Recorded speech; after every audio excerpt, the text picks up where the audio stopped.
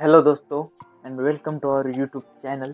PHP के इस series में आप सबका स्वागत है। पीएचपी कोड से रिलेटेड आज ये हमारा 70 ट्यूटोरियल है और आज हम इस ट्यूटोरियल में ब्रेक एंड कंटिन्यू स्टेटमेंट के बारे में पढ़ने वाले हैं। पीएचपी में हम ब्रेक एंड कंटिन्यू स्टेटमेंट का क्यों यूज़ करते हैं, कैसे यूज़ करते हैं, इसके बारे में आज डिटेल में हम इस वीडियो में कवर करने वाले हैं। पीएचपी में हम ब्रेक एंड कंटिन्यू स्टेटमेंट का यूज बिल्कुल उनके नाम की तरह करते हैं, ब्रेक एंड कंटिन्यू। ब्रेक का मतलब होता है हम किसी प्रोग्राम के एग्जीक्यूशन को, मतलब किसी फॉर लूप के एग्जीक्यूशन को ब्रेक करने के लिए हम ब्रेक का यूज़ करते हैं, और कंटिन्यू का यूज़ उस फॉर लूप को फिर से कंटिन्यू करने के लिए हम उस कंटिन्यू कीवर्ड का यहाँ पर यूज़ करते हैं। तो चलिए हम देखते हैं कि पीएचपी में हम कैसे यूज़ करते हैं, इसके बारे में हम यहाँ पे देखते हैं। पहले मैं यहाँ पर एक फॉर लूप राइट करता हूँ और उस फॉर लूप में मैं यहाँ पर ब्रेक एंड कंटिन्यू स्टेटमेंट इस तरह एग्जीक्यूट कराऊंगा। मैं ब्रेक और कंटिन्यू इन दोनों में से एक ही स्टेटमेंट को यहाँ पर एग्जीक्यूट कराऊंगा।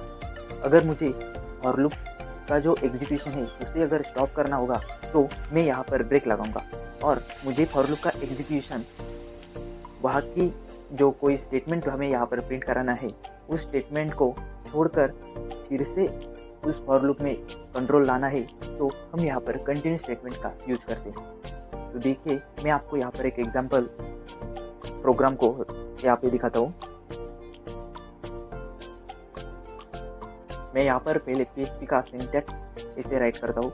अब हम उसमें ऐसे पीएचपी का जो फॉर लूप का कोड है वो यहाँ पर एग्जीक्यूट कराएंगे। मैंने यहाँ पर 1 to 10 नंबर्स को प्रिंट कराने का एक प्रोग्राम यहाँ पर राइट किया है। उस प्रोग्राम में हमने यहाँ पर एक फॉर लूप एग्जीक्यूट कराई।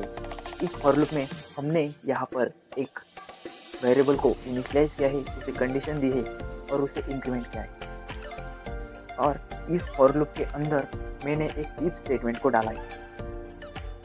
हमने यहाँ पर एक इफ स्टेटमेंट को डाला है क्योंकि हम यहाँ पर ब्रेक स्टेटमेंट को यूज करना चाहते हैं, इसलिए हमने इस इफ स्टेटमेंट को यहाँ पर लिया हुआ है।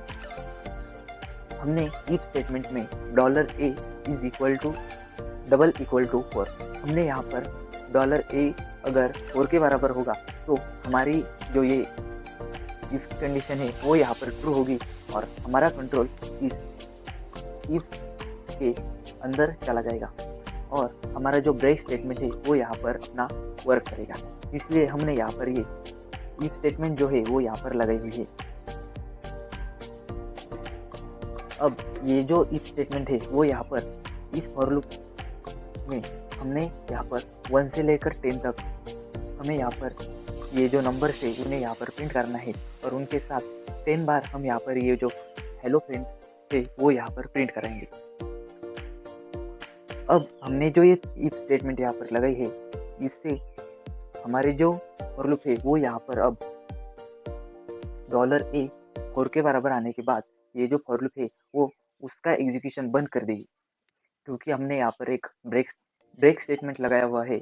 इस ब्रेक स्टेटमेंट की वजह से हमारा जो कंट्रोल है वो इस फॉर लूप से डायरेक्टली बाहर आ जाएगा और हमारे जो आगे का एग्जीक्यूशन होगा वो यहाँ पर एग्जीक्यूशन बंद हो जाएगा। अगर उसका उल्टा करके देखें तो कंटिन्यू स्टेटमेंट को भी हम ऐसे ही यूज करेंगे। तो देखिए मैंने अब हमें यहाँ पर एक इफ स्टेटमेंट लगाना है, क्योंकि हमें यहाँ पर अपने ब्रेक स्टेटमेंट को एग्जीक्यूट करके देखना है। हमने यहाँ पर जो ब्रेक स्टेटमेंट है उसे हम इस इफ स्टेटमेंट में डालेंगे और उसे एग्जीक्यूट करके देखेंगे। इसलिए मैं यहाँ पर इस इफ को कंडीशन दे देता हूँ, $a is equal to 4 semi curly braces break semicolon, और इस इफ स्टेटमेंट इफ लूप के बाहर हम यहाँ पर एक स्टेटमेंट राइट करेंगे, echo double inverted comma $a dot hello friends.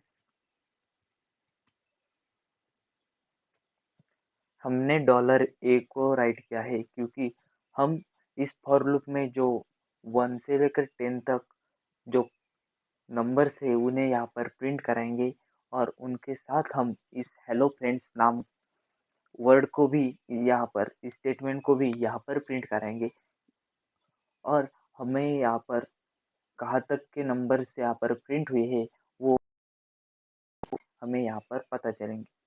तो चलिए मैं पहले इस फाइल को यहाँ पर सेव करता हूँ और अपने ब्राउज़र में हम इसका आउटपुट देखते हैं। तो देखिए दोस्तों, हमारे जो नंबर्स है वो यहाँ पर प्रिंट हो चुके हैं, लेकिन हमें यहाँ पर इन जो सारे नंबर्स है उन्हें अलग-अलग लाइन में यहाँ पर प्रिंट कराना है। इसलिए मैं यहाँ पर एक br टैग लगाता हूँ और इस फाइल को फिर से सेव करके रन कराते और एक br यहाँ पर भी लगा देते हैं और इस फाइल को फिर से सेव करके अब हम रन करते हैं। तो देखिए दोस्तों, हमारे जो नंबर्स है वो यहाँ पर 1 से लेकर 3 तक प्रिंट हो चुके हैं क्योंकि हमने यहाँ पर ब्रेक स्टेटमेंट लगाया। जो कंट्रोल है वो हमारा जो ये कंट्रोल यहाँ पर इस फॉर लूप से 1 से लेकर 3 तक आएगा। जब हमारी इस फॉर लूप में $a इक्वल टू 4 हमारा जो वेरिएबल है वो 4 के बराबर होगा, तब ये जो ब्रेक स्टेटमेंट है वो यहाँ पर एग्जीक्यूट होगा।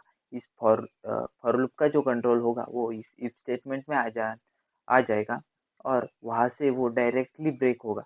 हमारी जो आगे की फॉर लूप का एग्जीक्यूशन है वो यहाँ पर बंद हो जाएगा। हमारा जो ब्रेक कीवर्ड है वो यहाँ पर आगे की एग्जीक्यूशन को बंद कर कर आपके कंट्रोल को डायरेक्टली इस फॉर लूप से बाहर भेज देता है और आपका प्रोग्राम यहीं पर एंड हो जाता है। अब इसके आगे हम यहाँ पर कंटिन्यू स्टेटमेंट का यूज करके देखते हैं। Continue semicolon.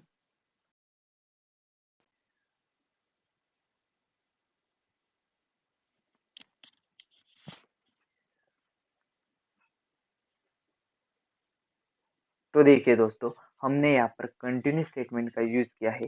कंटिन्यू स्टेटमेंट लगाने से हमारा जो एग्जीक्यूशन है वो 1 से लेकर 10 तक हुआ है और सिर्फ यहाँ पर जो है वो इस थर्ड नंबर के बाद यहाँ पर फोर्थ नंबर की जो वेरिएबल है, जो स्टेटमेंट फोर्थ नंबर को आती है वो स्टेटमेंट यहाँ पर प्रिंट नहीं हुई है।